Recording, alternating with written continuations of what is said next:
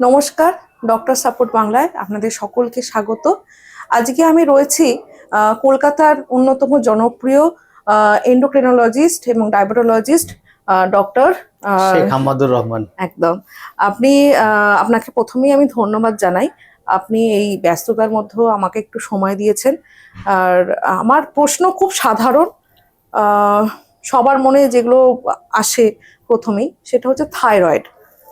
সবচেয়ে মহিলাদের হবে কি পুরুষদের হবে সেটা তো অন্য কথা, থাইরয়েড বয়সকালে কি সবচেয়ে বেশি হওয়ার সম্ভাবনা রয়েছে? প্রথমেই আপনাকে ধন্যবাদ জানাই এরকম একটা আলোচনা সভার অর্গানাইজ করার জন্যে।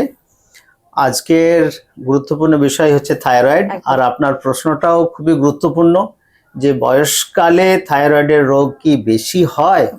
আমার উত্তর হবে হ্যাঁ, বয়সের সঙ্গে সঙ্গে থাইরয়েডের রোগ হওয়ার সম্ভাবনা বেশি, এবং প্রবীণদের মধ্যে থাইরয়েডের রোগ অনেক বেশি কমন।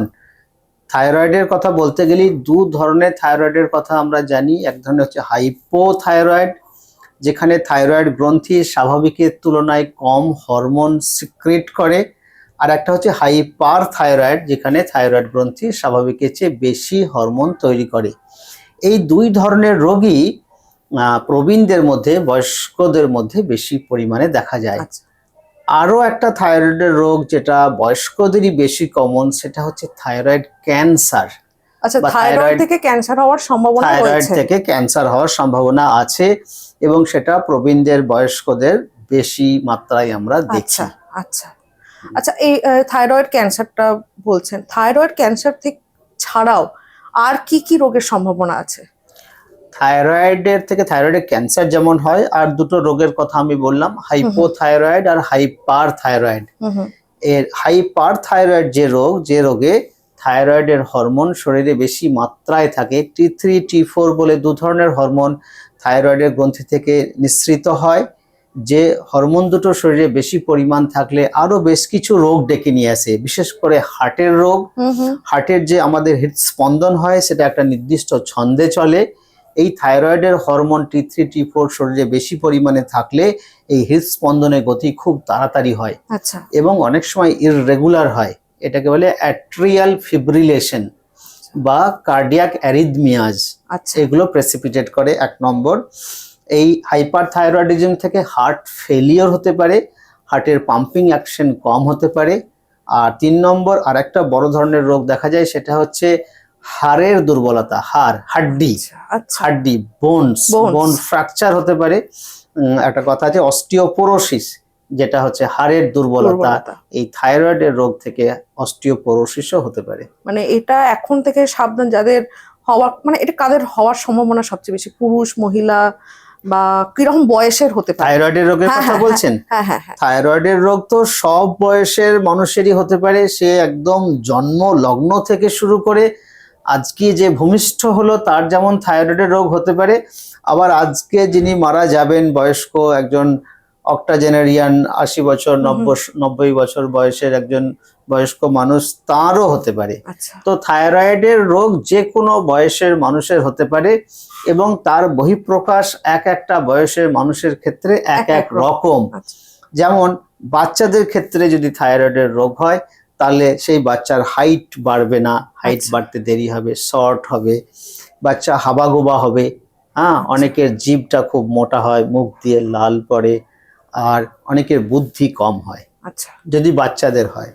আর একটু বড় বয়সে যেমন হয়, মনে করুন বয়ঃসন্ধিকালে, তাহলে তাদের বয়ঃসন্ধির যে সিমটমস গুলো, বয়ঃসন্ধির যে প্রকাশগুলো আসতে দেরি হবে, পিরিয়ডে দেরি হবে মেয়েদের, ছেলেদের দাড়ি মোচ বের হতে দেরি হবে, তাদের মধ্যে ইরিটেবিলিটি আসতে পারে, তারা একটু মোটা হয়ে যাবে, তাদের চামড়া একটু রুক্ষ হবে, শুষ্ক হবে, মাথার চুল পড়ে যাবে।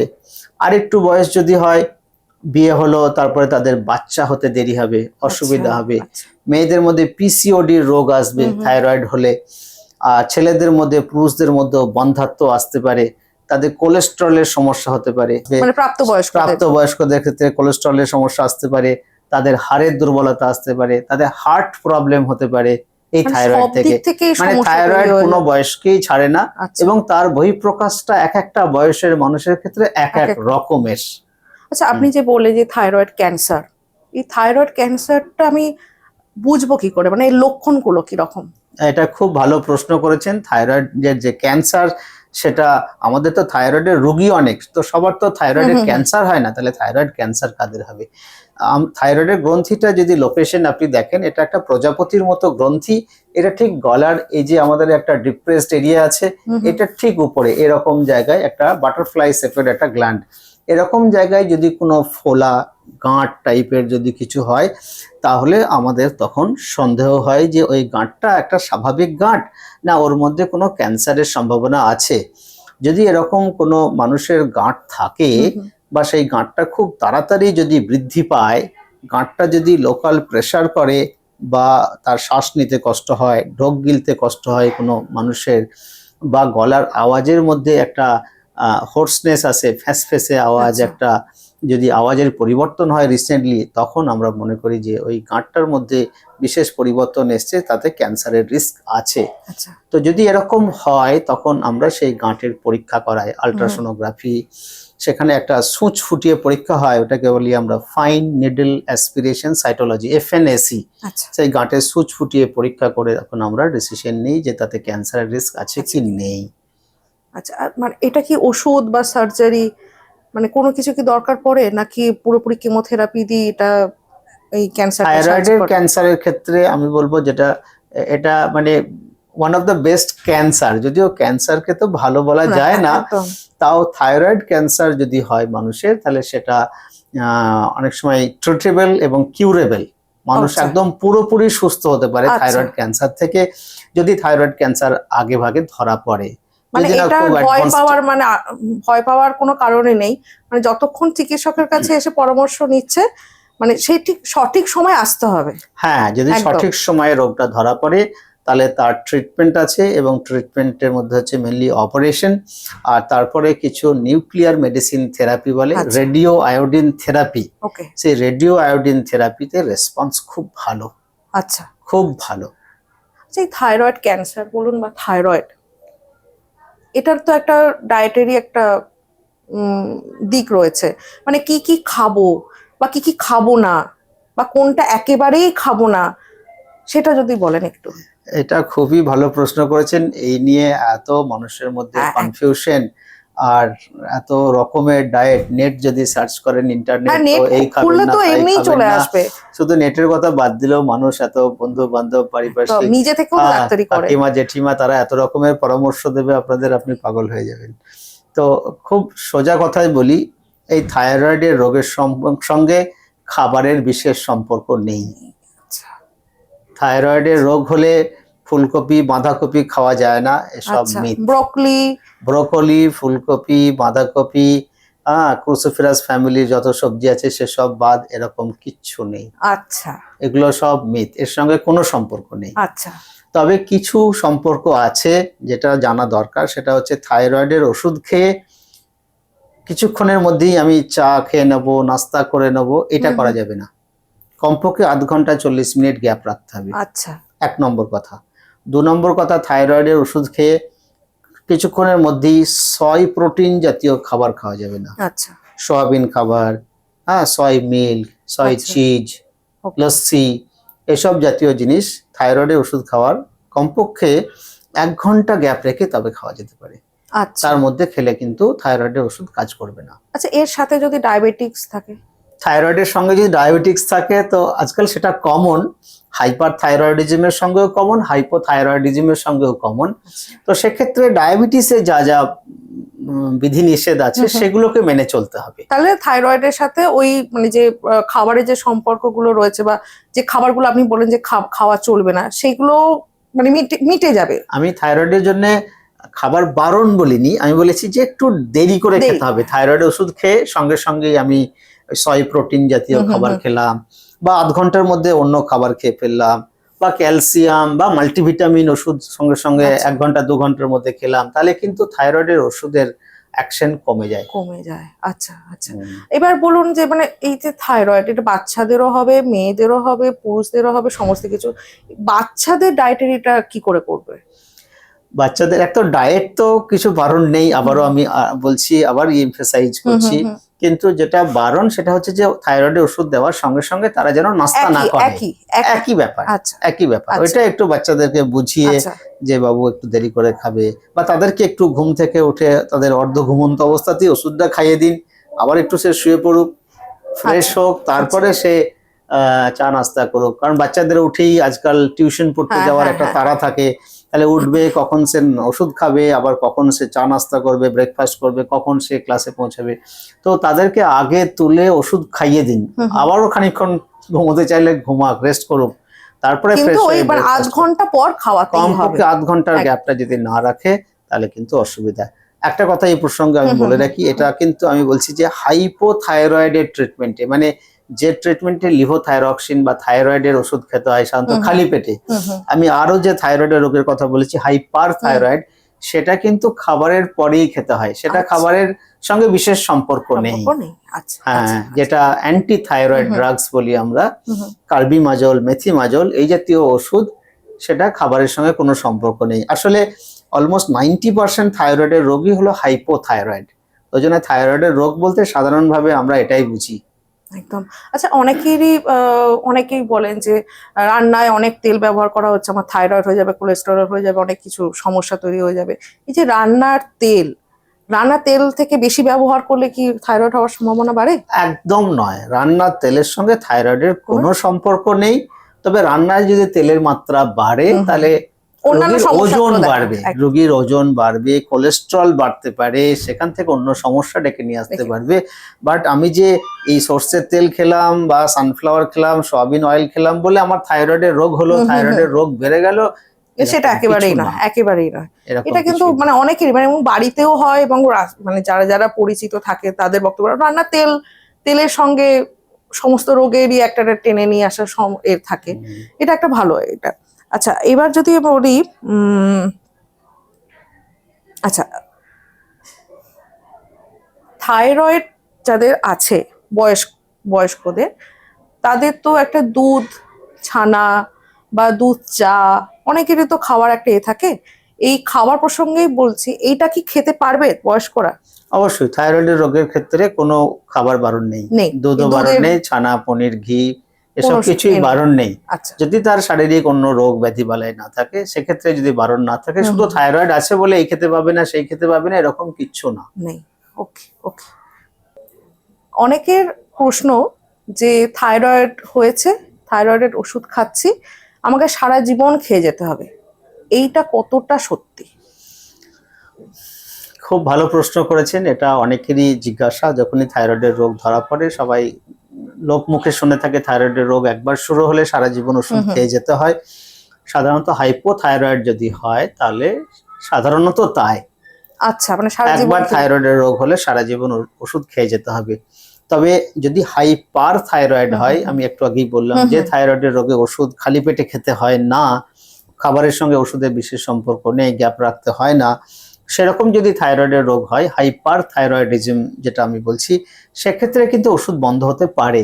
আচ্ছা, 1.5 বছর বা 2 বছর ওষুধ খেয়ে সাধারণত বন্ধ হয়ে যায়। নিয়ম যদি মেনে থাকে তাহলে হ্যাঁ, নিয়ম মানার খুব বেশি কিছু নেই, থাইরয়েডের বিশেষ নিয়ম কিছুই নেই।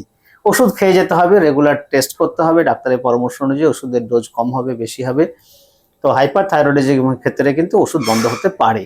আচ্ছা, আমার আরেকটা প্রশ্ন, সেটা হচ্ছে যে থাইরয়েডের সমস্যা হয়েছে, তো ওজন বাড়ছে এবং তার সাথে এক্সারসাইজ করতে হবে, এটাও অনেকে বলেন। তো এই এক্সারসাইজের সঙ্গে ওজন বাড়া বা কমা, এক্সারসাইজ যে করতেই হবে থাইরয়েড হলে? এটাও বেশ ভালো প্রশ্ন। থাইরয়েডের মানুষদের ওজন সাধারণত বাড়ে হাইপোথাইরয়েডের ক্ষেত্রে। আমি আরো একবার বলে দিই, হাইপার থাইরয়েডিজমে কিন্তু ওজন কমে। যদি হাইপার থাইরয়েডিজম হয় তাহলে কিন্তু ওজন কমে, ওয়েট লস হয় তাদের ট্রিটমেন্ট হলে আবার ওয়েট রিগেইন করেন তারা। বাট যারা হাইপোথাইরয়েডের রোগী তাদের ওজন সাধারণত বাড়ে। এখন এই ওজন বাড়ার কারণ থাইরয়েড কিছুটা দায়ী, আর কিছুটা আমাদের লাইফস্টাইল দায়ী। থাইরয়েডের কারণে যে ওজন বাড়ে, সাধারণত 2 থেকে 3 কেজি ওজন বাড়তে পারে, সেটা আবার থাইরয়েডের ওষুধ খেলে সেই ওজনটা কিন্তু চলে যাওয়ার কথা, এক্সট্রা যে বডি ওয়েট গেইন করেছে সেটা আবার শেড অফ হয়ে যাওয়ার কথা, সেটা আবার কমে যাওয়ার কথা। কিন্তু এই থাইরয়েডের নাম করে যে আমাদের থাইরয়েড একটু অলসতা আমাদের বাড়ায়, থাইরয়েড হলে আমাদের একটু লেজিনেস আসে, একটু বেশি অ্যাক্টিভ থাকে না মানুষ, তো সেই কারণে একটু বেশি বিশ্রাম প্রিয় হয়, তাতে করে কিন্তু একটু ওজন বাড়ে। আচ্ছা। তো এই যে এক্সট্রা ওজনটা বাড়ছে সেটাকে সেট অফ করার জন্য, কম করার জন্য এক্সারসাইজ দরকার। তার জন্য রেগুলার হাঁটাহাঁটি, তার জন্য ব্যায়াম, তার জন্য খাদ্যের মাত্রার পরিবর্তন, তেলের মাত্রা কম খাওয়া, মিষ্টির পরিমাণ কম করা, এগুলো মেনে চললে আমরা ভালো থাকবো।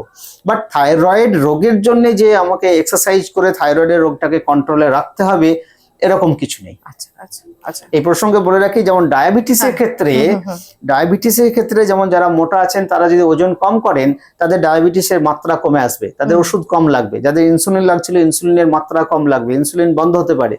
কিন্তু থাইরয়েডের ক্ষেত্রে এরকম বিশেষ কোনো এক্সারসাইজ নেই যে এক্সারসাইজটা রোগটাকে নিয়ন্ত্রণ করবে। আমি 100 মাইক্রোগ্রাম থাইরয়েড ওষুধ খাই, আমি যদি এক্সারসাইজ করি তাহলে হয়তো আমার 75 মাইক্রোগ্রাম লাগবে, এরকম কিছু নেই।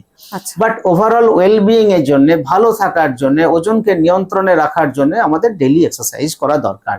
সেটা স্বাভাবিক সাধারণ মানুষেরও করা দরকার। একদম একদম একদম, মানে নিজেকে সুস্থ রাখতে, ফিট থাকতে ডাক্তারের পরামর্শ তো নেওয়া হবেই, এবং সুস্থ থাকতে দৈনন্দিন জীবনে খাওয়া দাওয়া, এক্সারসাইজ, সমস্ত কিছু নিজে যদি নিয়ন্ত্রণ রাখা যায় তাহলে রোগ তো দূরের কথা, নিজেকে ভালো করে ভালোবাসতে হবে, সুস্থ থাকতে হবে।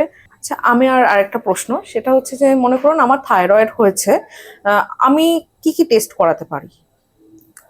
যদি কারো থাইরয়েডের রোগ হয় তাহলে নিজে নিজে টেস্ট না করে ডাক্তারবাবুর কাছে অবশ্যই যাওয়া উচিত, এবং ডাক্তারবাবুর পরামর্শ অনুযায়ী টেস্ট করা উচিত। কারণ এই থাইরয়েডের ক্ষেত্রে এক এক ধরনের, থাইরয়েডের রোগের ক্ষেত্রে এক এক ধরনের টেস্ট লাগে। যদি আমরা হাইপোথাইরয়েড সাসপেক্ট করি তাহলে T3, T4 আর TSH এই 3 ধরনের রক্ত পরীক্ষা করতে হয়। যদি হাইপার থাইরয়েডিজম কেউ সাসপেক্ট করে তাহলে T3, T4, TSH এর সঙ্গে আরো কিছু টেস্ট হয়। TSH রিসেপ্টর অ্যান্টিবডি বলে পরীক্ষা হয়। কখনো আমাদের গলার আলট্রাসোনোগ্রাফি করতে হয়, বিশেষ করে তাদের ক্ষেত্রে যাদের গলাটা ফোলা থাকে বা কোনো গাঁট থাকে বা আমাদের থাইরয়েড ক্যান্সারের ডাউট থাকে, তখন গলার আলট্রাসোনোগ্রাফি বা FNAC করতে হয়। খুব রেয়ারলি এক ধরনের nuclear medicine test, radio iodine study বলে পরীক্ষা হয়। একটু আগে আপনাকে রেডিও অ্যাক্টিভ আয়োডিন থেরাপির কথা বললাম, ওই একই ধরনের একটা লো ডোজে একটা স্টাডি হয়, radio active iodine uptake study এই ধরনের, বা টেকনিশিয়াম থাইরয়েড আপটেক স্টাডি বলে স্টাডি হয়, সেগুলো কখনো কখনো দরকার হয়। এই প্রসঙ্গে একটা কথা বলে রাখি, সাধারণ মানুষের অনেক কনফিউশন যে ডাক্তারবাবু যেদিনকে আমি টেস্ট করব সেদিনকে থাইরয়েডের ওষুধটা সকালে খেয়ে তারপরে স্যাম্পেল দেব, নাকি আমি খালি পেটে থেকে আগে স্যাম্পেল দিয়ে তারপরে ওষুধটা খাবো? তো উত্তরটা হচ্ছে যে সেদিনকে খালি পেটে থেকে আগে রক্ত পরীক্ষা দিয়ে তারপরে তিনি ওষুধটা খাবেন সেদিনের। এক্ষেত্রে অনেক কনফিউশন থাকে। ওই দিনকে যদি আগে ওষুধটা খেয়ে নেন তারপর রক্ত পরীক্ষা দেন তাহলে T3, T4 এর মাত্রাটা একটু স্বাভাবিকের তুলনায় বেশি থাকতে পারে, রিপোর্টে একটু গন্ডগোল আসতে পারে। আচ্ছা আচ্ছা, ঠিক আছে। ডাক্তারবাবুকে অসংখ্য ধন্যবাদ আপনাকে যে আপনি এই সাক্ষাৎকারের জন্য সময় দিয়েছেন এই ব্যস্ততার মাঝে। পরবর্তী আরো ইন্টারভিউ দেখতে পাবেন। এখানেই আজকে শেষ করলাম। নমস্কার।